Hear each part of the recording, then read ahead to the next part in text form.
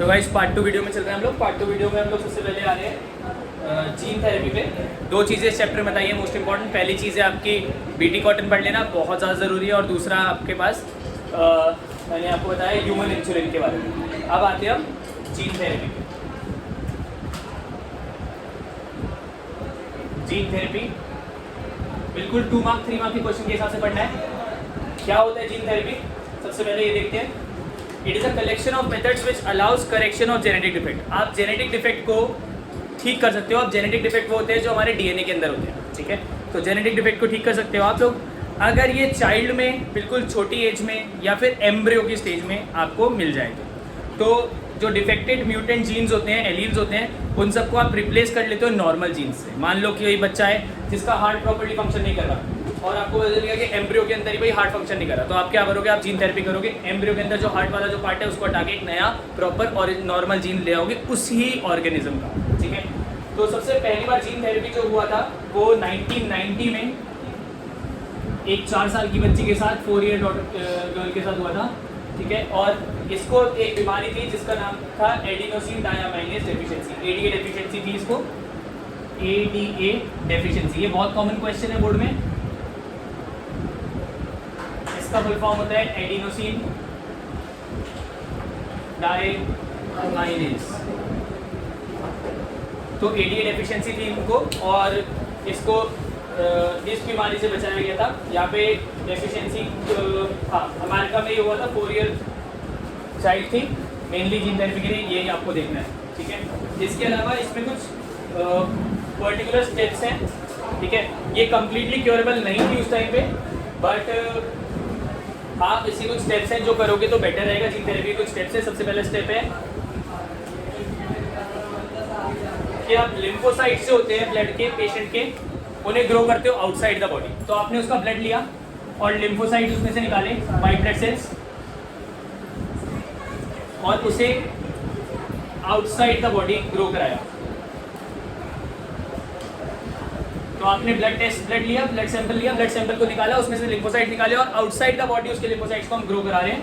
In the lab हम उसे grow करा रहे हैं। जब हमने उसे ग्रो करा दिया उसके बाद क्या होगा? फंक्शनल एडीए cDNA डालेंगे उसके अंदर, क्योंकि उसके पास ये वाला एंजाइम नहीं है, तो इसलिए ये वाला एंजाइम का कॉम्प्लीमेंट्री डीएनए हम उसके अंदर पुट करेंगे in the lymphocytes.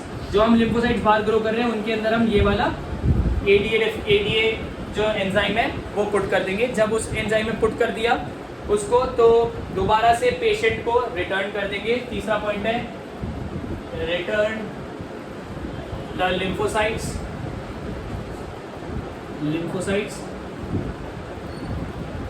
Back to the patient. तो पेशेंट के अंदर हमने दोबारा डाल दिया। तो ये 3 स्टेप की प्रोसेस हो गई, जहाँ पे हमने लिम्फोसाइट्स पहले निकाले, आउटसाइड द बॉडी कल्चर करे, ग्रो करे, फिर उसमें एडीए डाला, एडीए का कॉम्प्लीमेंट्री डीएनए डाला और उसके बाद लास्ट में उसको रिटर्न कर दिया दोबारा लिम्फोसाइट्स को पेशेंट के अंदर। अब क्या होता है, क्योंकि ये लिम्फोसाइट्स होते हैं वो इमॉर्टल तो होते नहीं, इनकी कुछ एज होती होगी, तो कुछ पर्टिकुलर दिन तक तो ये काम चलेगा। बट दोबारा से जब लिम्फोसाइट्स नए बनने लगेंगे, ये वाले लिम्फोसाइट्स खत्म हो जाएंगे, तो दोबारा से यही प्रोसेस करनी पड़ेगी। तो ये प्रोसेस जो है ऐसी है कि रेगुलर आप लोग बार इस प्रोसेस को दोबारा आपको करना पड़ेगा। और regular transformation, periodic infusion, word लिख देना, पीरियोडिक इन्फ्यूजन आपको बार करना पड़ेगा इसका, ठीक है। और ये परमानेंट क्योर नहीं है, बट अगर ये एम्ब्रियोनिक स्टेज पे होता, अगर ये बच्चा जब फीटस बन रहा था, एम्ब्रियो बन रहा था, उस स्टेज पे हम करते तो ये बहुत ही ज़्यादा कारगर साबित होता और ये बिल्कुल कम्प्लीटली क्योरेबल होता। क्योंकि ये 4 ईयर की बच्ची थी पहले से, इसलिए 4 ईयर की बच्ची में ये कम्प्लीटली क्योरेबल नहीं है। बट अगर एम्ब्रियोनिक स्टेज पे होता तो ये कम्प्लीटली क्योरेबल होता। एडीए की डेफिशिएंसी बेसिकली इसमें होता क्या है, यहाँ पे एक एंजाइम नहीं होता हमारी बॉडी में, एडिनोसिन डायमाइनेज, जो कि बेसिकली बहुत खतरनाक हो जाता है बॉडी के लिए और इसको फिर एंजाइम रिप्लेसमेंट बार करनी पड़ती है। मेनली बस इतना ही लिखा है इसमें। 3 नंबर का या 2 नंबर का क्वेश्चन आ सकता है, आप लोग इसे बहुत ध्यान से करें। और ये जो एंजाइम है एडीए एंजाइम, ये सबसे ज़्यादा इम्यून सिस्टम को अफेक्ट करता है। तो भाई अगर ये नहीं होगा ना तो दिक्कत हो सकती है, इसलिए ये डेफिशिएंसी बहुत जानलेवा बीमारी है, इसलिए एंजाइम रिप्लेसमेंट करनी पड़ती है। अगला जो टॉपिक हम लोग पढ़ेंगे वो है आपका recombinant vaccine.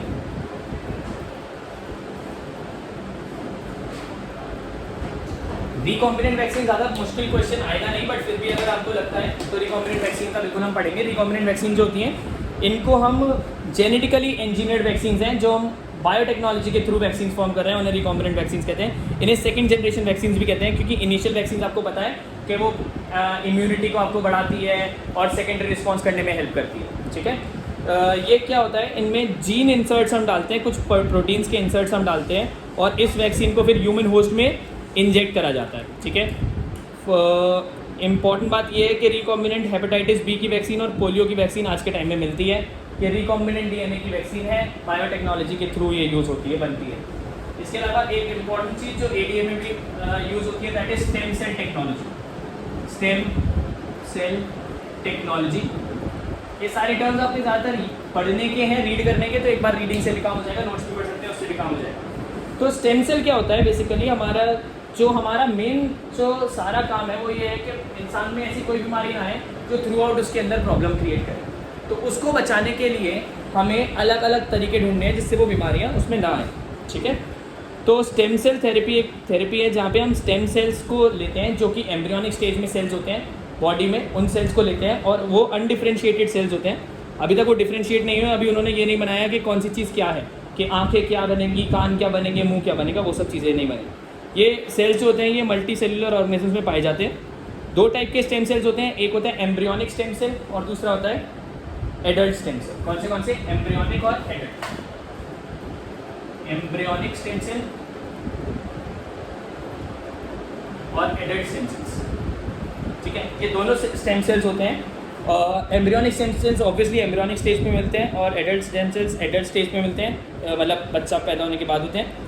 Embryonic stem cells का मेजर काम क्या होता है, ये इनके अंदर पोटेंशियल होती है कि ये हमारी बॉडी के सारे ऑर्गन्स और टिश्यू को रीजनरेट कर सकते हैं, बोन मैरो ट्रांसप्लांटेशन में हेल्प कर सकते हैं, ब्रेन डिजीज ट्रीटमेंट में हेल्प करते हैं, सेल डिफरेंशिएशन में हेल्प करते हैं, सारी की सारी बीमारियों को एम्ब्रियोनिक स्टेम सेल्स हेल्प कर देते हैं। तो अगर हम चाहें तो हम एम्ब्रियोनिक स्टेम सेल्स को लेके एम्ब्रियो के लेवल पे ही उसको लेके उसको स्टोर कर सकते हैं और स्टोर करने के बाद उसको फर्दर हम यूज़ कर सकते हैं। तो स्टेम सेल टेक्नोलॉजी में यही है, और यूज़ करके हम दोबारा से लिवर या दोबारा से किडनीज बंदे की बना सकते हैं, क्योंकि हमें पता है ग्राफ्टिंग या कुछ भी वो सेल्फ और नॉन सेल्फ वाली बात होगी, अगर हम ट्रांसप्लांट करते हैं तो दिक्कत हो जाती है।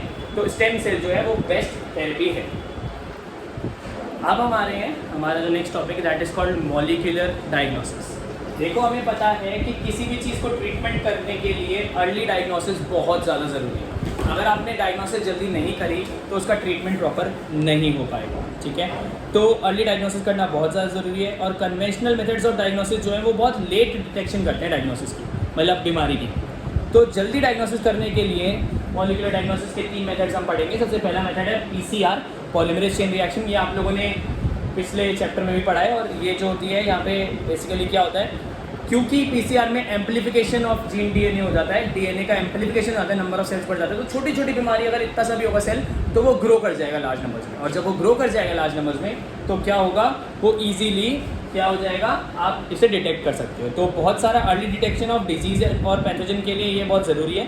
इसमें पता चल जाता है कि भाई कोई बैक्टीरिया वायरस अगर है इनिशियल स्टेज में भी है तो भी ये बंदा दिखा देगा, क्योंकि लो कंसंट्रेशन में भी है तो भी ये ईजीली डिटेक्ट कर देता है PCR में, ठीक है। ये टेक्निक सबसे ज़्यादा कॉमन होती है HIV पेशेंट्स के लिए, एड्स को डिटेक्ट करने के लिए बहुत ज़्यादा कॉमन बीमारी टेक्निक है, म्यूटेशंस वगैरह को आराम से डिटेक्ट करने का। अगली टेक्निक है rDNA टेक्नोलॉजी या फिर रिकॉम्बिनेंट DNA टेक्नोलॉजी। ये भी हम पहले पढ़ के आए हैं। रिकॉम्बिनेंट DNA टेक्नोलॉजी में भी सेल्स जो है वो ऑटो रेडियोग्राफी से आप लोग देख सकते हो कि कौन सा सेल है कौन सा सेल नहीं है, और ये भी काफ़ी ज़्यादा बीमारियों को डिटेक्ट करने के लिए काम आती है। तीसरा एक और एड्स का ही टेस्ट है, ELISA, एंजाइम लिंक्ड इम्यूनोसॉल्वेंट एसे। ये 1 नंबर में फुल फॉर्म करने को आ सकता है। और यहाँ पे क्या होता है, ये डायग्नोस्टिक मेथड है, ये एंटीजन एंटीबॉडी इंटरैक्शन पे डिपेंडेंट होता है। इसका प्रिंसिपल है एंटीजन एंटीबॉडी इंटरैक्शन, एंटीजन और एंटीबॉडी का इंटरैक्शन। और ये सारे के सारे इन्फेक्शंस खास करके HIV को भी ढूंढने के लिए बहुत बहुत बहुत कारगर साबित होता है, बहुत जगह पे मिल जाता है। इसके अलावा आते हैं हम लोग अगला टॉपिक, GMO। हम लोगों ने इस टॉपिक की स्टार्टिंग में पढ़ा था। हम इसी में ही ट्रांसजेनिक एनिमल्स देख रहे हैं। ट्रांसजेनिक एनिमल्स,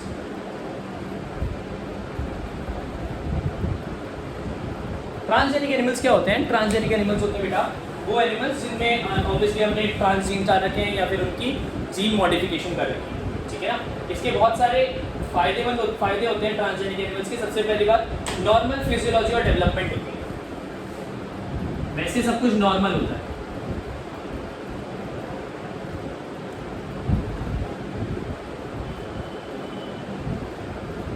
नंबर 2 जो है उसका इम्पोर्टेंट बात है, मतलब ऐसे सब कुछ नॉर्मल होता है, फंक्शनिंग सब कुछ नॉर्मल होती है, कोई दिक्कत की बात नहीं होती इन जानवरों में, ऐसा नहीं है कि कोई प्रॉब्लम क्रिएट कर देंगे। स्टडी ऑफ डिफरेंट डिजीजेस जो है अर्थराइटिस, एल्जाइमर्स, इन सब के काम के लिए भी जेनेटिकली मॉडिफाइड ऑर्गेनिजम्स या फिर ट्रांसजेनिक एनिमल्स बहुत ज़्यादा सही रहते हैं। इसके अलावा ये वैक्सीन सेफ्टी के लिए वैक्सीन की टेस्टिंग वगैरह के लिए काम आ जाता है। वैक्सीन सेफ है या नहीं है उनको पहले उस पर नापा जाता है, फिर हम पे नापा जाता है, ऑब्वियसली ह्यूमंस को डायरेक्टली नहीं करेंगे। केमिकल टेस्टिंग, बहुत सारे केमिकल्स जो नए आते हैं मार्केट में उनको पहले ट्रांसजेनिक एनिमल्स पे नापा जाता है, देखा जाता है। और सबसे इम्पोर्टेंट बात है इनका बायोलॉजिकल प्रोडक्ट्स बहुत सही बनते हैं, बायोलॉजिकल प्रोडक्ट्स बहुत बढ़िया बनते हैं। तो जो ट्रांसजेनिक एनिमल्स या क्रॉप्स होती हैं उनके बायोलॉजिकल प्रोडक्ट्स बहुत अच्छे होते हैं। जैसे कि सबसे पहला जो ट्रांसजेनिक एनिमल जो बनाया गया था दैट वाज ट्रांसजेनिक काउ रोजी, ROSIE रोजी, और ये 1997 में प्रोड्यूस किया गया था, बनाई गई थी। इसका जो मिल्क था उसमें 2.4 ग्राम प्रोटीन था पर लीटर, 2.4 ग्राम पर लीटर प्रोटीन इनरिच्ड मिल्क था। इस प्रोटीन का नाम था अल्फा लैक्टा एल्बुमिन, अल्फा लैक्टा एल्बुमिन। ये प्रोटीन जो होता है ये यंग बेबीज़ को बहुत फ़ायदेमंद करता है, और ये रोजी काऊ में से आया था। रोजी काऊ का अगर क्वेश्चन आ गया 1997 में तो पहली ट्रांसजेनिक काऊ थी और उससे ये होता है। तो ट्रांसजेनिक एनिमल्स का काफ़ी इंपॉर्टेंट पार्ट है, आप लोग इसको रीड कर सकते हैं। मैं फिर बोलूँगा जो मेन 3 चीज़ें हैं वो हैं आपकी ह्यूमिलिन, वो है आपकी ADA डेफिशिएंसी, और वो है आपकी तीसरी कौन सी चीज़ थी स्टार्टिंग में ही, बीटी कॉटन। इसके सारे प्रोटीन्स ट्रांसजेनिक वगैरह से क्वेश्चन आ सकता है, रोजी से क्वेश्चन आ सकता है, बट उतना ज़्यादा मैं ये बोलूँगा कि सेकेंडरी लेके चलो, फर्स्ट वो तीनों चीज़ें करनी है। फिर आती है कुछ छोटी छोटी टर्म्स, जैसे सबसे पहले एथिकल इश्यूज। एथिकल इश्यूज क्या होता है?